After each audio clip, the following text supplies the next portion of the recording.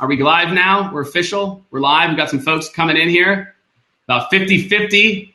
KD, I put you up against the team at Gong, man. I was like, you know what? It's fit neck and neck, which is perfect. It's exactly what I was hoping for, man. You know, technically, I don't want to get technical here, but I saw 48 on the other one, and I see 27 here. So technically, I'm above the 50 rate. And hey, I see the same thing. So I'm super excited. I'm going to intro you and then get out of your way here. So for those of you who don't know Kevin, Kevin moved to Austin too. So we've had a chance we were acquaintances. I think we're upper acquaintances moving into friends. We're friends, but I think we're soon we'll be there. We need to golf more. Yeah, I was gonna say, I thought we got across the friend match. So we are friends. I'm just saying boys. How about that, boys? Yes, there we go. We're not the boy level, but I didn't realize I just got knocked out of the friend zone already. There you go. So, no, that's what I meant by that. I realized that some of those things is coming out. I'm like, oh, no, not like that. So let me just tell you a little bit about Kevin, right? If you don't know who Kevin is the VP of Inside Sales at Patient Pop. Kevin is also LinkedIn top sales voice for 2020. Inside Sales top 10 sales leaders. This man has scaled multiple teams from 0 to 150, right? Revenue from 0 to 75 million, which is nearly impossible, right? And most importantly, he loves to share what he's learned. And he's going to talk to you through in this session, how he's grown his influence and to millions and millions of views. Why, as a sales leader, he chose to make that move. I think a lot of sales leaders are nervous about that, or they're like, well, why would I really do it? I'm not interested in being an influencer. And trust me, I know that KD, I know you're not I'm not trying to be an influencer. I'm just trying to share what I know. So again, make sure, grab the mic, ask questions as he goes through. This session, like I said, he put this together just for this talk. So for all of you who are trying to up your game, who are trying to really learn, okay, I'm a practitioner, I've done some good things, and now I do want to build that digital reputation. This is my man, Kevin Dorsey. Thank you, Kevin. I appreciate it, man. Thank you for joining, and I'm going to turn it over to you. Oh, yeah, sounds good, my man. And like I said, now I have a new goal as to how do I become one of Jake's boys. Oh, come on, man. I'm going to hold that. That was cold, man. I'm going to hold that against you for a bit. Say boys. I meant boys. So anyway, I'm going to drop the mic now. All right, man, I'll catch up with you. All right, man, sounds good. Okay, y'all. Well, I was feeling pretty good until all that went down. So we'll see what happens moving forward. I thought Jake and I were closer than that. It's like, how many White Claws do you have to have with a guy until you're considered one of his boys? I digress. Let's do this. So I am really, really excited to dive into this today. As Jake mentioned, none of this was on purpose. I'll be completely honest. I didn't start posting 4 or 5 years ago to become an influencer, to be a thought leader, to win made-up awards on LinkedIn. That was never the goal. But here I am, and it has changed my life in so many ways. And I want to share not only why you want to do this, but also how to do it. So I'm going to be super tactical in this in terms of how to write content, copywriting, resources, frameworks, tactical tips on LinkedIn. Also, what I would do if I was starting all over again in a new industry. So for those of y'all that haven't seen me present before, I like to be tactical. I move pretty quickly. I'm going to try to keep the cuss words to a minimum, but this isn't kindergarten. If you have a question, ask it. I like to answer things live. This isn't you got to save your questions for the end type setup. So with that, I'm going to get into the presentation here. Around 15 million views and counting. Because even in the description, right, I said path to 1 million views. Just so y'all know, I'm speaking the truth right now. This was pulled yesterday morning.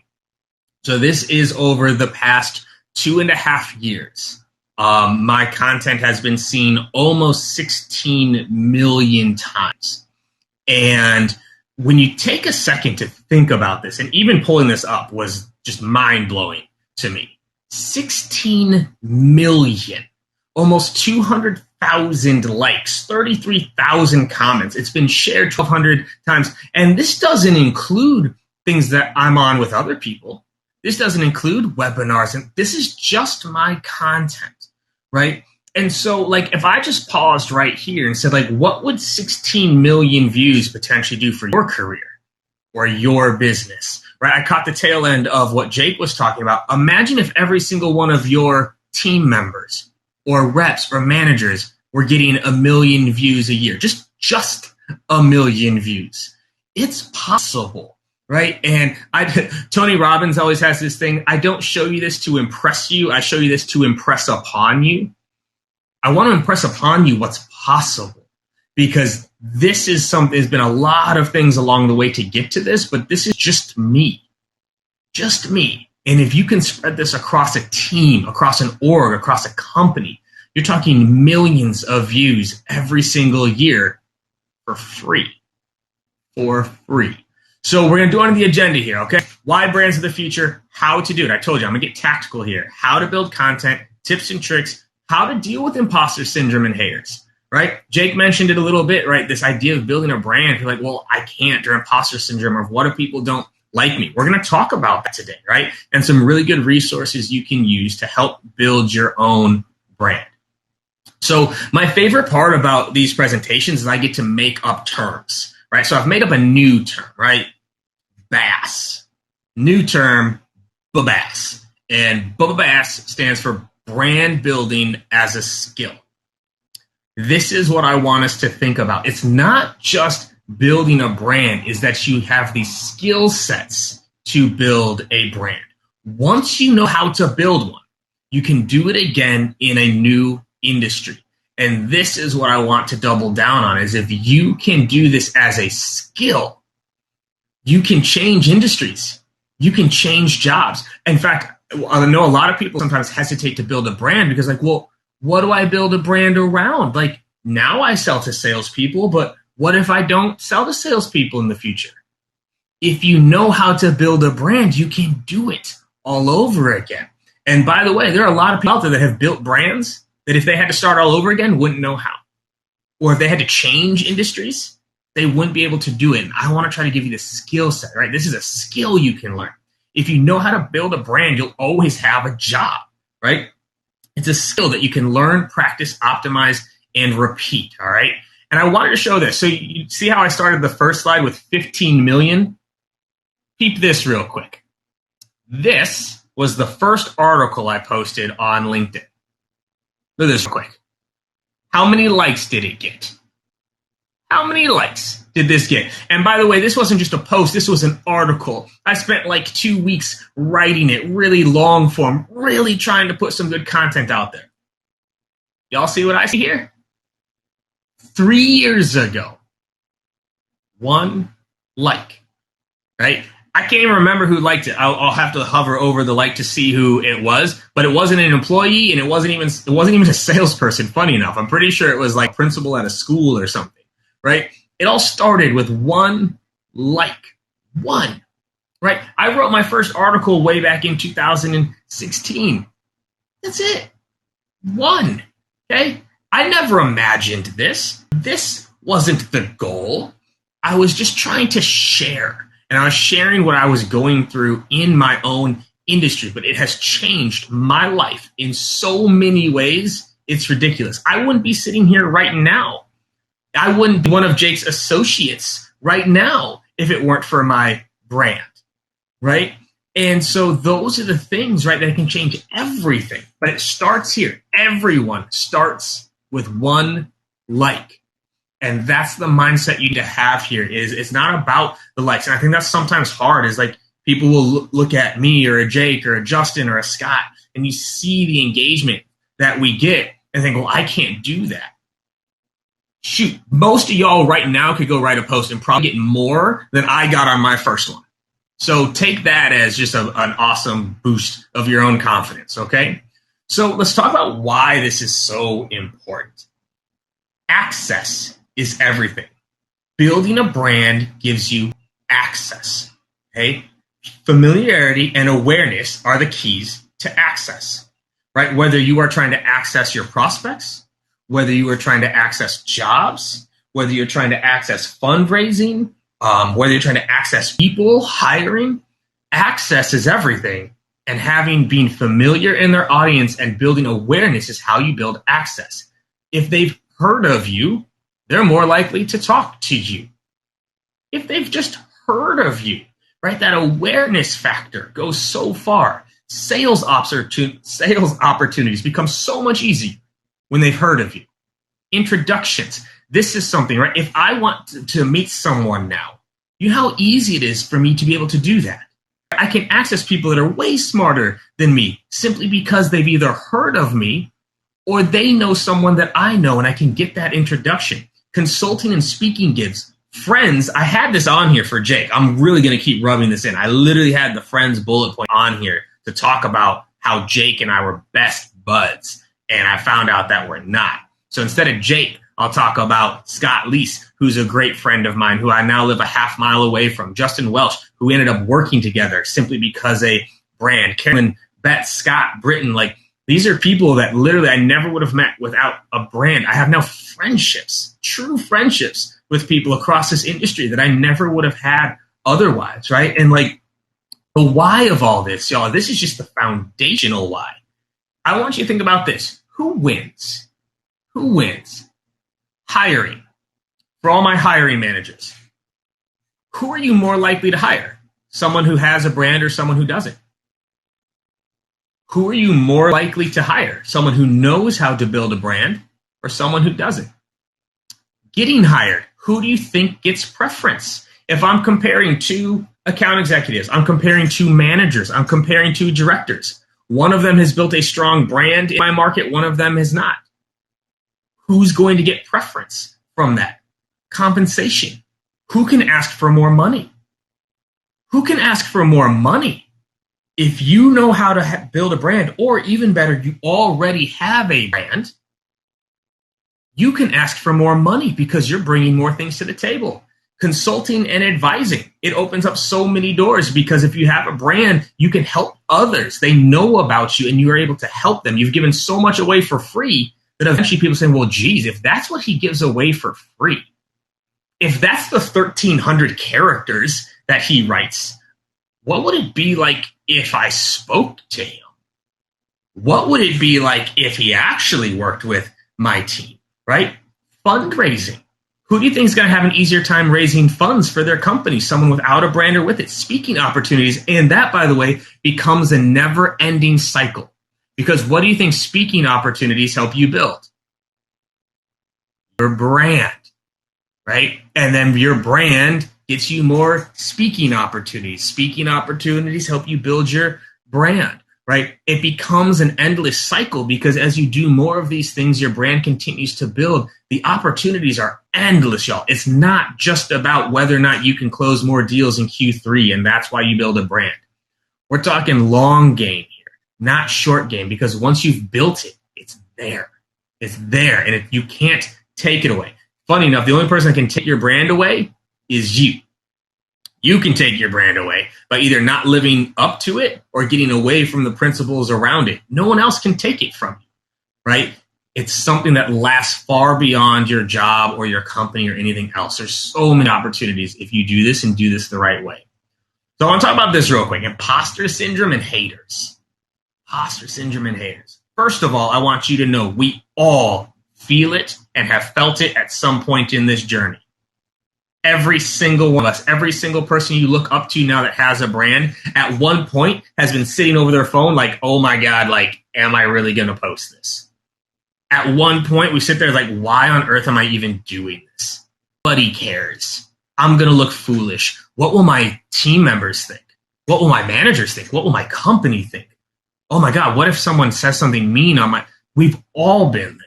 We've all been there. So first, I want to normalize it. I want to get away from this idea that we are any different than anyone else out there. We all feel this, okay?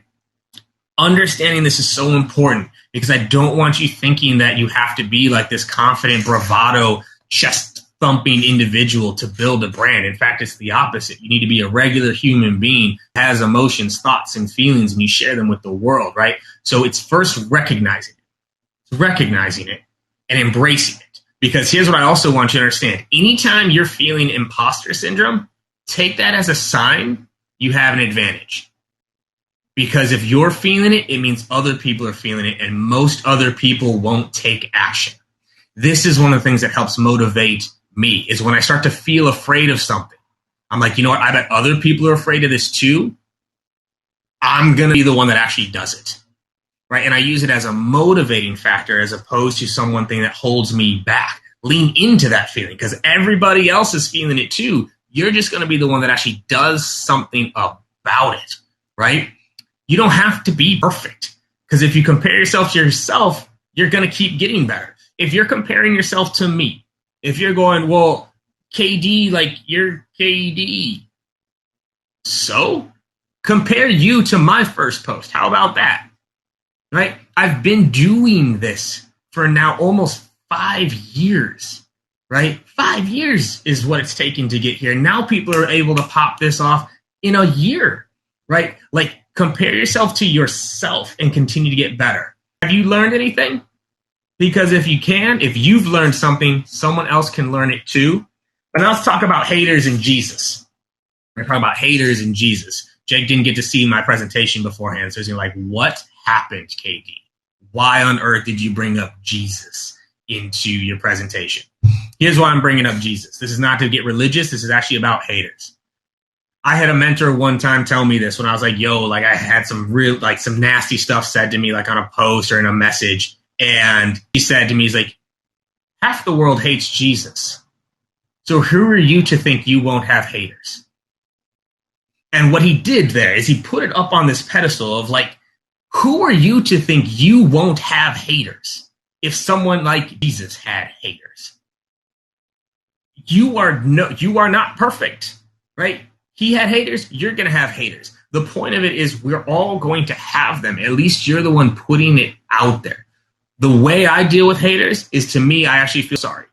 The fact that you are that negative of an individual that you feel you had to try to pull someone else down to feel better, I feel sorry for. I feel sorry for them. I really do, right? Because the thing about ignoring it is tough because it does hurt. It does sting. I'm never going to tell you that someone making a snarky comment doesn't like hit me, but it hurts. But then I feel sorry for them, because if that's how they have to feel good, if that's the only place that they're getting joy in their life, my goodness, do I feel sorry for that, right? Compared to all the other things that are happening that are positive in my life, it's saying, hey, I feel sorry for it. And I put that out in the universe.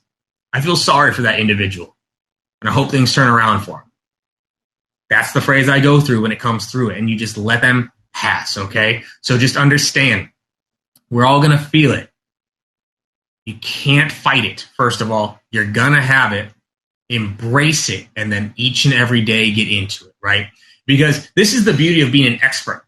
You only need to know 10% more than your audience to be considered an expert. 10%. That's it. 10% more. That's all you need to know to be considered an expert. Learn from the people who are already experts in your field, right? And don't worry, we're going to get into tactics here and how to build an audience, right? But like, share what they're sharing with a twist. That's how to establish credibility fast. Who are the experts in the area that you're trying to now build a brand in? Well, who knows more? Share what they are sharing, right? You can get that association there, right? Because there's too many people out there trying to be experts who just aren't yet, right? And you do need to be aware of this. I see, like, I'll talk sales right now, but don't worry, this gets beyond just selling to salespeople on LinkedIn. Like, I'll see SDRs posting things that I know they know nothing about.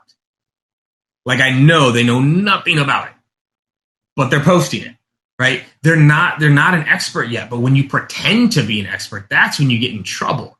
Versus if you're sharing expert insights, now it doesn't have to be attached to you. So to everyone also listening, like, well, I'm not an expert yet.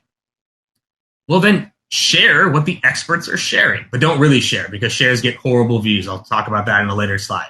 But the 10% rule is what I want you to think about. 10%. That's all you need to know more to be an expert. And it's actually not that hard to learn 10% more than people, because most people don't do anything in terms of actively learning about their industry, their personas, their prospects, the problems. It's not that hard to know more, right? So let's talk about Bubba Bass, the how, right? And Bubba Bass better be trending on Twitter after this, even though I don't have Twitter. Okay, we're going to get into the core details of this. your audience, the platform, messaging, consistency, measuring and optimizing, and we're going to get into the compound effect. So let's first start with how often to post. Right? This is what I encourage anyone really in life, but it really applies to brand building. You outwork, outlearn, and outlast. It's actually not that hard to outwork people. It really isn't that hard. Most people don't know what hard work actually is. Where most people fail is the outlearning and the outlasting. For every one of me, do you think I was the only one that was posting 5 years ago on LinkedIn? You think I was the only one? The only one that was posting sales information on LinkedIn 5 years ago? No. But I've outlasted. I stuck with it. There are probably a bunch of you that have tried it. You've started it. You've got it going a little bit, but then you stop. If you can outlast people, that's also where this starts to take effect in terms of the compound effect. It's cliche, but just sticking with it is a competitive advantage. Just sticking with it, right? And again, I love to use that as motivation. I know most people will give up too early, and I use that as motivation. Anytime I feel like quitting something, it's like other people quit here, not me. I outlast those that are going to quit. That outwork, outlearn, outlast, it really starts to add up. Most stop too early in this game. Y'all go make 5 or 6 posts, 10 posts, 30 posts, and you're not getting 100 likes on each one, so you give up and you stop. Or you let one negative comment from a coworker, one person go, oh, you're trying to be an influencer now? And that makes you feel bad, and you go, oh, and you stop, and you cower, and you stop too early on in this game. Each one builds on the last. You learn, you adapt, and you figure out what works, but you have to stay with it, right? But stick with this for a year. I'm telling you right now, you will be shocked what would happen if you stuck with this for a year. 5 posts a week for a year. You will be shocked at what happens if you stick with it for a year. First of all, I'm calling y'all out right now, point blank. Of the almost 30 people we have on here right now, if all of y'all started today, I'd be willing to bet only 3 of you make it the full year. There's your competitive advantage right there. 3 of you actually stuck with it. The other 97 fell off at some point. That's how you want to think about this, because you're already in the top 3, right? Already in the top 3. So, Paulie, we're going to get into some of the content and copywriting in a few of the later slides in terms of commonalities. But yeah, Adam, 5 a week. It's 1 a day. It's 1 a day. What I'm actually trying to help here is building the habit of writing. Building the habit of writing, right? And it doesn't all have to be on LinkedIn, which we'll talk about, all right? So first we're going to talk about defining your audience, right? So you want to build a brand? Who is your message for? Who is your message for, right? Think personas, not industries. Quick tip, y'all. Industries don't read anything. Industries don't follow anything. Industries don't like anything. Industries don't comment on anything. Personas. Think personas, not industries. If you're selling to the financial industry, great.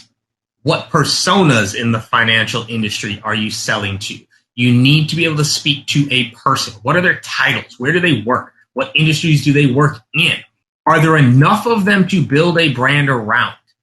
This is really, really important. If you want to try to build a brand around Fortune 100 bio CEOs, there's not a lot of those. It's going to be challenging to build a brand there. You need to think about, is this segment big enough to build a brand in, right? CEOs versus engineers. First of all, which are there more of? Second, these are 2 very different personas that you may be targeting a brand around, right? And so these are things to keep in mind, right? But this is important. I want to call this out. Today's presentation is not about LinkedIn. It's about building a brand. Where do they hang out? Where do they hang out? It may not be on LinkedIn. If I was trying to build a brand in the gardening industry, LinkedIn would not be the best place for that. But I could figure out where They hang out. So you have to define it and find out where they hang out. Where you're building a brand is just as important as how you build the brand. It needs to be on a platform that they are at and engage with, right? What I'm trying to teach you here is platform agnostic. I'm going to give you some LinkedIn tips because most of us are in this audience, but building this brand is not depend on the platform. So Peter, if I say like enough of them, like, you know, if you think about the reach that you'd want to get, like I'd recommend that there at least be thousands of them if you're trying to build a brand in a certain segment, right? So are there thousands of them? If there's only hundreds of them, that's going to be really hard to build a big enough brand in. It can be done. It will just take a lot of time to do because you lose out on the network effect of them sharing things together and communicating things together. So I'm looking in the thousands, right? So once you know who, you got to learn their language. Interview 20 to 30 of your ideal persona that you're trying to build a brand around. Who do they follow? How do they handle the problem that you solve now? How have they tried to solve it in the past? This is the key. What are the top 3 frustrations of their day or week? What are the goals of their job or role? Measurable if possible. And customer interviews can be huge here as well. You need to understand what your audience will resonate with. A couple tips that aren't on here. Go Google worst part about being X. Hardest part about being Y. What I hate about being a blank. The top 10 things that suck about blank. Funny blank. Funny coffee mug blank. Right? You go find out what your audience thinks is funny. Right? So, by the way, this goes way beyond just brand building. Right? I'm a salesperson, so I know what resonates with salespeople. But I also have direct mail that I send to doctors of a coffee mug that says, do not confuse your Google search with my medical degree. Now, do I think that's super funny?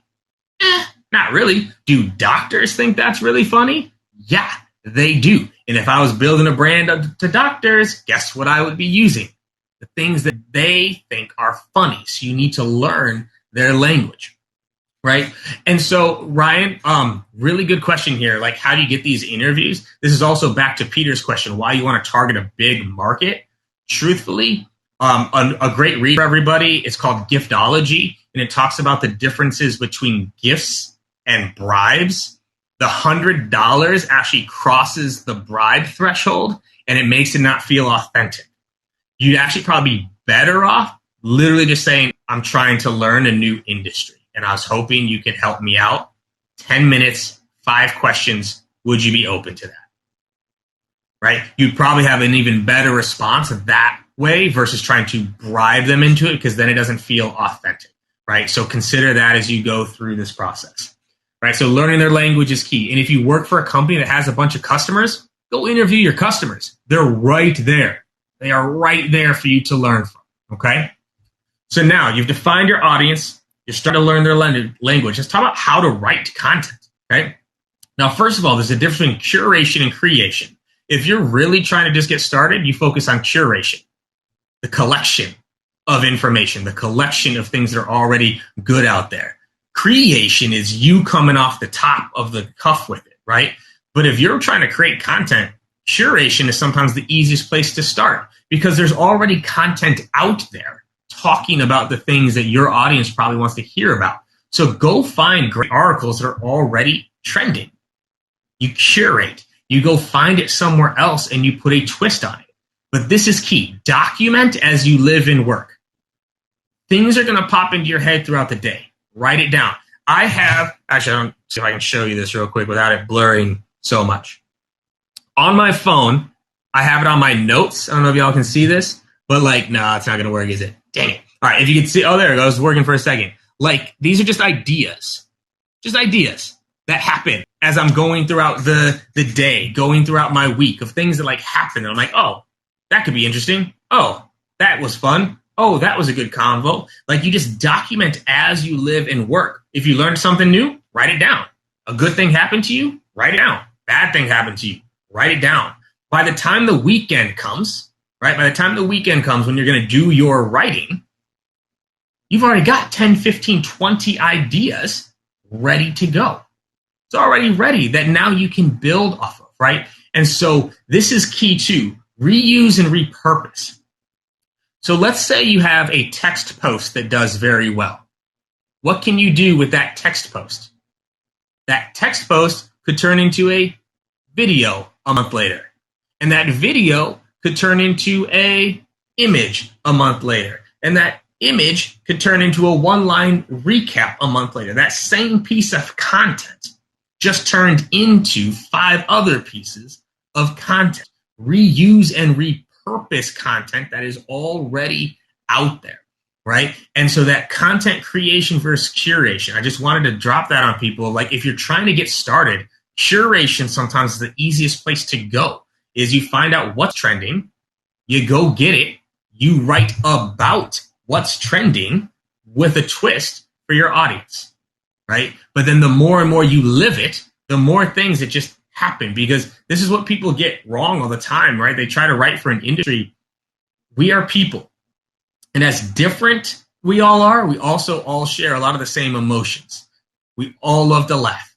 We all have ups and downs. We all have our insecurities. We all like connection. We all like to learn, right? Like, reusing and understanding those things is huge. So content creation, go curate, go find things that are already popular for your audience and start writing about those things. Because then you find the influencers of influencers. Who are the biggest people in the space you are trying to target? Learn their posting schedule and be early on all their posts. All right, I'm going to give you some ninja stuff here. Who are the biggest people in the space you're trying to target? Learn their posting schedule and be early on all of their posts. Provide value in the comments. What does that do? Think about it. Let's say you're targeting salespeople. I make a post and you're the first one on there and you drop like some good insight afterwards. Well, now everyone is seeing your comment, right? The influencers of influencers, right? You provide value, right? Saving their posts so you can reuse and repurpose later, right? And it looks like, did I miss a question in here? I'm sorry. What do we got here? The selection, organization, poly. I can't go do it. All right, fake it till you make it. All right, anyway. So influencers of influencers, save their posts. If something was popular once, and this is, by the way, this is what people forget about LinkedIn. Your whole audience doesn't see your posts. Okay, so I have a following of, I don't even know, 60,000. I think I don't even look at followers. I think I have like 60,000 followers. On average, my posts get about 40,000, 50,000 views. Not my whole audience doesn't see my posts, right? So neither do some of the other people's audiences. You can reuse that same topic later as a different twist, a different take on it, but it can be put out there again and people want to see it. What topics do the influencers talk about?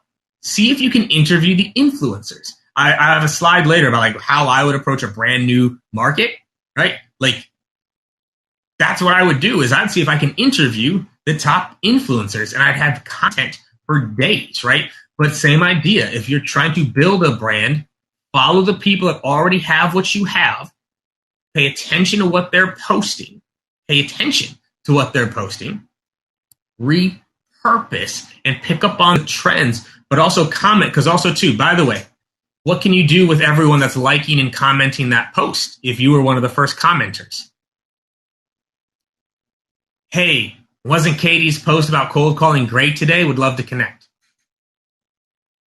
Now you're connecting with the people that like the content that influencer is sharing. Now you're building your network in the audience that you are trying to build. And you have an immediate commonality, which is the influencer that you were both liking and commenting on, right? This is how you start to build that awareness within your market. So now we talk about, okay, we're going to make some content. We have the influencers of influencers. Now I'm going to talk about some frameworks for the content, right? So Ryan asked, do you recommend asking the original content creator if you can tag them in the comments and mention how their articles influenced you? I don't, so I guess I don't recommend asking for it, right? If someone puts something out there publicly and then you want to write about what they did publicly, you write about it.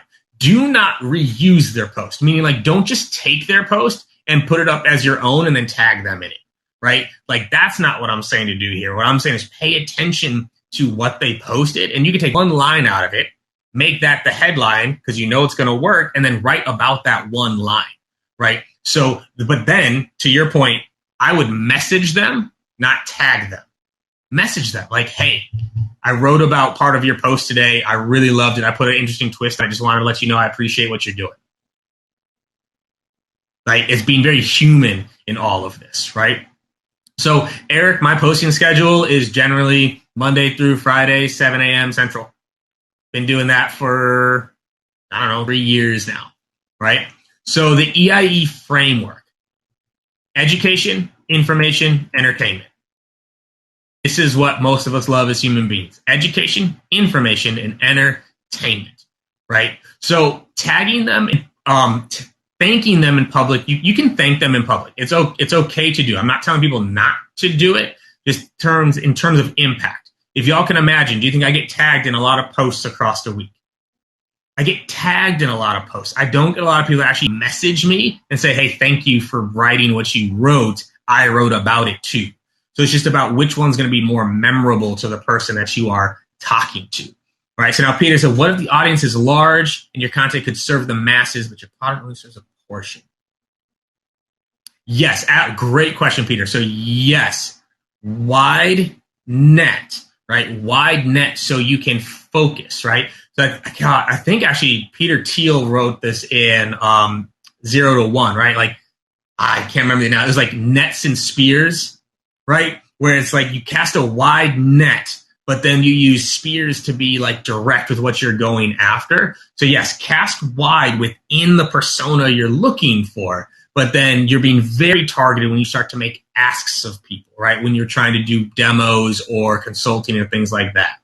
So you want a good mix of education, information, and entertainment, right? You need to educate people. That's how you still establish credibility. Information is how you establish commonality. Like, oh, like this is the type of stuff I like to learn from. Entertainment is what keeps people coming back, right? So someone asked earlier about trends. Which posts do you think do the best? Super tactical, you could put it to use tomorrow and see impact, or entertainment value, humor, rants, venting. Which ones do you think do best? Tactical, you could learn from this and do it tomorrow and get better results, or entertainment, fun things, sad things, bad things, family things. Which do y'all think? Okay. Entertainment crushes everything else. Everything else, right? If I were truly writing for likes and engagement, I wouldn't write tactical stuff. I just don't care. I write tactical stuff because I want people to actually learn something from it. But if I was trying to like build it up, like entertainment means there's an emotion to it, Larry, right? So like generally it's not super tactical. It's a little bit more fluffier. It's a little bit more like a ha-ha funny or a sad or a frustration, right? Like you want something to go viral, just complain about something. People love to complain, right? So this is the mix that you want to have here. What can you teach them? What did you learn? What can you inform them of, make them aware of? Quick tip here for your industry, set up Google alerts for certain phrases, right? So say I'm selling something around employee like happiness. You set up a Google alert for employee wellness, employee happiness, team morale. And what that will do is you'll get notifications of like the new things that are coming out around that. That's great information that you can then share with the rest of your audience. You can be that thought leader that's coming through, right? And then like, what is entertaining? Fails, flops, vulnerabilities. Being a real human being. Shocking, right? We all go through it. Just very few people are willing to share it. Entertainment, fails, flops, vulnerabilities. Wins are great, but people tend to think wins are braggadocious. Isn't that hilarious, by the way? If you talk about something that good that happened to you, it's braggadocious. But if you talk about like a massive failure, people are like, yeah, way to fail, Ryan. Right? Don't understand it, but it's how people respond to things, okay? So EIE, education, information, entertainment. So if I were starting from scratch, right? If you're like, okay, yeah, fine, KD, but you sell to salespeople and you built a brand around salespeople, no, whatever. If I were starting from scratch, this is exactly what I would do in any industry that you plot me down there. This is what I mean about like Bubba Bass, right? Brand building as a skill. First, I define my market. Next, I'd find the biggest players in the game. I'd follow and comment on all their posts, whether that's Twitter, Instagram, LinkedIn. I don't have Instagram or Twitter, but I'd get it for this purpose only. TikTok, whatever. I'd follow and comment on all of their posts. I would join all of their groups, right? So if you're targeting gardeners, gardening groups, gardening forums, gardening TikTok channels, gardening Facebook groups, biggest influencers of gardening on Twitter, like I'd join all of the groups. I'd go find old posts and content. What were things that were popular 3 months ago, 6 months ago, 9 months ago, a year ago? I'd revamp, reword, and repurpose. I sign up for a tool called BuzzSumo. This is a paid tool, but it's called BuzzSumo, and you can put in like your industry, and it'll tell you like what's trending on Facebook, Instagram, Twitter, blog articles. Like it'll show you what is trending on certain topics in a certain industry. So I go sign up for BuzzSumo, so I know what's trending. I offer to speak or guest blog or provide research reports to the influencers that are in that game. I'd hang out and find out what gets asked a lot. What are the most common questions this industry is asking? What gets asked a lot in the forums, in the comments of these videos, in the comments of the posts that people are making? I find out what the most common questions are. I'd read what they read, curate, and share. Here's what's hilarious, y'all. Let's talk salespeople, for example. Most salespeople don't read sales books. If you just happen to be someone that read a sales book, you're already 10% because you can share something that you read in their industry, right? Like most sales reps don't subscribe to the magazines and the books and the newsletters of their industry, right? Do I really want to read, SHRM, right? The SHRM magazine. Anyone know what SHRM stands for, by the way? What's SHRM? Who's got me, right? It's an HR organization, right? Do you know how riveting their magazine is? It is not, just in case you're wondering. When I was selling to HR, best believe that got delivered to my doorstep every single month, okay? Because I'm going to read what they should be reading, right? Those are things that you need to be doing. You have to take this seriously. Now, I do this every day for 6 months, and I'd connect with 50 a day. Now, someone asked earlier, like how to connect. Do you think it would be easier to connect if, one, I can name top influencers that they follow and I follow? If I can say, yo, I just read this awesome article in SHRM about the upcoming trends for employee wellness and burnout in a virtual world. Could I share the link with you? Right? What are your thoughts on this? Did you get a chance to read this yet? I'm trying to learn a little bit about the industry. Right? I just read this book, thought you'd like it because I saw you also liked KD's stuff, right?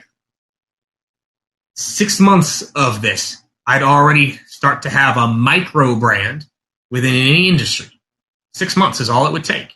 And that's when the momentum starts to build. So screenshot this, because if you're not doing this right now for your own brand, there's things out there for you to be doing still. This is what makes it a skill. Right here is you could go into a new industry, right? Like, you're like, oh, well, KD, like now you've built your brand about salespeople. Like, what if that changed? Then it changes. I just change what I'm writing about, and I change what I'm learning. I change what I'm putting out there, and I change which platform I'm on. Who knows, y'all? Maybe I'll just be a TikTok influencer in 5 years. I have no idea, right? Starting from scratch. This is how I'd go through this process, okay? So now I do want to get tips of the trades, the getting tactical on LinkedIn for those of you that use it, okay? So 1, shares. Never share.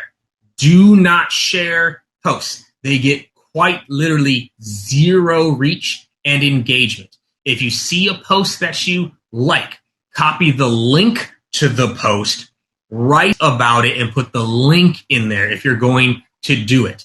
But sharing, like you see a post and you share, they get nothing. So do not share. Do not share articles. Do not share your colleagues' stuff. Write about the post and put it in the comments at best. Sharing, no, bad. Just for example, y'all, even if I share something, if I share it, I'll get maybe 10 to 15 likes and engagements on it. And that's someone with me, with my audience, with the reach that I have. Okay, so do not share. Write a new post about it. Images do get less views than text. All right, just some tactical things here. Images get less views than text. Consistent time and platforms seem to matter. So just giving you all some tactical stuff here. when I post at the same time every single day and always from my desktop, if I all of a sudden switch over to my phone and start posting at different times, it takes like a week for the engagement to come back up. Don't know why. Just sharing y'all what I notice as I go through all this. Video. Video gets less reach, but more views. I know it might sound confusing, but it doesn't get as much reach in terms of how many people see it, but it does get more views of the people that are seeing it. The engagement is higher, but make sure that you do captions on your videos. Captions are important. Best time, Adam, and Shield app, I'm going to talk about this at the end, around 9 to 9:30 Eastern time has been shown to be the best times to post for engagement, right? If you think about that, right, like East Coast is just getting to the office, Central time is starting to get there. It's still early on the West Coast, but then your stuff's already in the feed by the time the West Coast people are getting out of bed and getting onto LinkedIn. From 9:30-ish tends to be the best. With all this, though, just test and see for your audience, which is important, right? So I used to use a scheduling app. I used something called Buffer for a while. It was it was nice to use. I don't use it anymore because like I'm always kind of just writing as the week goes on that I don't feel like I have to batch as much anymore. I'm going to talk about batching a little bit here towards the end as we come up on time. Links squash reach. Be very careful. Like you put a link in, you got to do it. It is what it is. But links get way, way fewer reach in terms of like putting it into a post. Two things that can help with this: let the post run for a bit, or have someone else you know drop the link in the comments. You used to be able to get away with link in the comments and it didn't matter. Now it still does if it comes from the poster. But if you write a post that's going to contain a link, let the post run for a bit, gain momentum, and then drop the link, and it doesn't seem to affect it nearly as much.